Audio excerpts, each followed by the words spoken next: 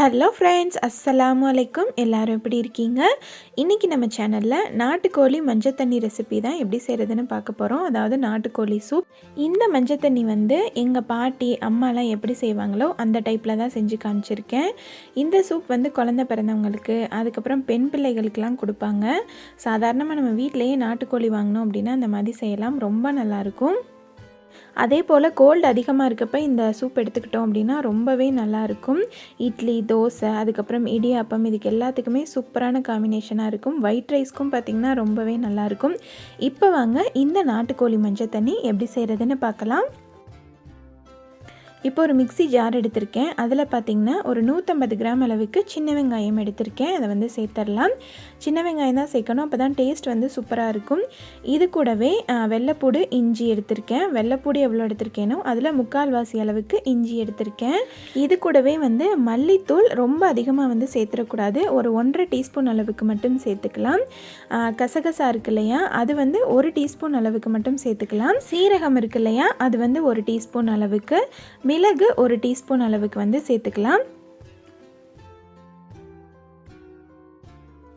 மஞ்சள் தூள் 1 டீஸ்பூன் ஃபுல்லாகவே சேர்த்துக்கிறேன் நான். மஞ்சள் தூள் சேர்த்தா தான் நமக்கு கலரும் வரும், அந்த மஞ்சள் தண்ணியோட வாசமும் ரொம்பவே நல்லாயிருக்கும். இப்போ அதை ஒரு சுற்று விட்டுட்டு எடுத்ததுக்கப்புறம் தான் எனக்கு ஞாபகம் வந்துச்சு, பட்டை கிராம்பு தூள் இருக்கு இல்லையா, அது ரொம்ப அதிகமாக சேர்த்துடக்கூடாது. ஒரு 1/4 டீஸ்பூன் அளவுக்கு மட்டும் சேர்த்துட்டு நல்லா இதை ஒரு ஃபைன் பேஸ்ட்டாக அரைச்சி எடுத்துகிட்டு வந்துடுறேன். இந்த மாதிரி நல்லா ஃபைனாக அரைச்சிக்கணும். இப்போ நம்ம இந்த மஞ்சள் தண்ணியை தாளிச்சிக்க போகிறோம். அதுக்கு கேஸ் ஆன் பண்ணிவிட்டு ஒரு குக்கர் வச்சுருக்கேன். இப்போ அந்த குக்கரில் நல்லெண்ணெய் சேர்த்துக்கலாம். கண்டிப்பாக அந்த ரெசிபிக்கு நல்லெண்ணெய் சேர்த்துக்கோங்க, அப்போ தான் டேஸ்ட் நல்லாயிருக்கும். இப்போ அந்த எண்ணெய் நல்லா சூடானதுக்கப்புறமா நம்ம அரைச்சி வச்சுருக்க மசாலா இருக்கு இல்லையா, அதை சேர்த்துட்டு நல்லா வதக்கிடணும். இந்த மசாலாவை இந்த எண்ணெயில் நல்லா பச்சை வாசனை போகிற அளவுக்கு நல்லா வதக்கி விட்டுறணும். ஒரு 10 நிமிஷமாவது ஆகும். கொஞ்சம் பொறுமையாக டைம் எடுத்து வதக்கினா தான் இந்த பச்சை வாசனை இல்லாமல் மஞ்சள் தண்ணி நல்லாவே டேஸ்ட்டாக இருக்கும். ஸோ நல்லா வதக்கிக்கிறேன்.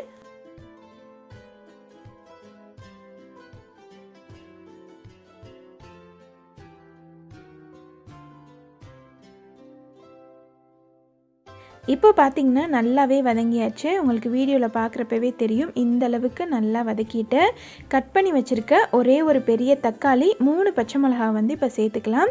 இது கூடவே நம்ம க்ளீன் பண்ணி வாஷ் பண்ணி வச்சுருக்க 1 கிலோ நாட்டுக்கோழி இருக்கு இல்லையா, அதை சேர்த்துக்கலாம். நாட்டுக்கோழியை சேர்த்துட்டு இப்போ இந்த மசாலாவோட இதை நல்லா வதக்கி எடுத்துக்க போகிறோம். இப்போ நான் சொல்லியிருக்க மெஷர்மெண்ட் எல்லாமே பார்த்திங்கன்னா 1 கிலோ நாட்டுக்கோழிக்கு கரெக்டாக இருக்கும். இந்த சிக்கன் இந்த மசாலாவோடு சேர்ந்து நல்லா வதங்கி எண்ணெயெல்லாம் பிரிஞ்சு வந்துடணும். அந்தளவுக்கு கண்டிப்பாக வதக்கிக்கலாம். மூடி போட்டு ஒரு 10 நிமிஷத்துக்கு அப்படியே விட்டுறலாம். இப்போ பார்த்திங்கன்னா நல்லா வதங்கி எண்ணெயெல்லாம் பிரிஞ்சு வந்தாச்சு. இந்தளவுக்கு நல்லா வதங்கினதுக்கப்புறமா அரிசி கழுவின 2வது தண்ணி இருக்கு இல்லையா, கழனி தண்ணி, அதை எடுத்து வச்சுருக்கேன். ஸோ அதை சேர்த்தோம் அப்படின்னா தான் மஞ்சள் தண்ணி நல்லாவே டேஸ்ட்டாக இருக்கும். இப்போ அதை நான் சேர்த்துக்கிறேன்.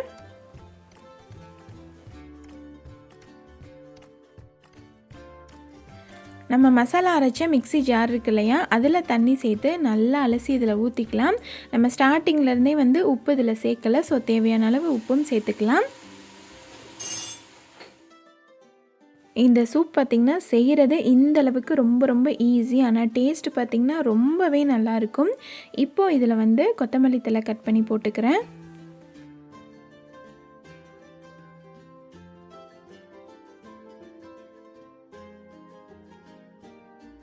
லாஸ்ட்டாக கொஞ்சமாக நல்லெண்ணெய் சேர்த்துக்கணும். இதுதான் இதுக்கு ரொம்பவே முக்கியம்.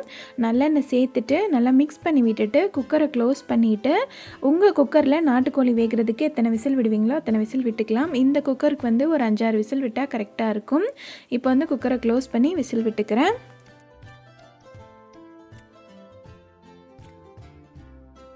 அவ்வளோதான். ஒரு 5-6 விசில் விட்டுட்டு ப்ரெஷர்லாம் போனதுக்கப்புறமா ஓப்பன் பண்ணுறேன். நாட்டுக்கோழி சூப் பாருங்கள், சூப்பராக ரெடி ஆகிடுச்சு.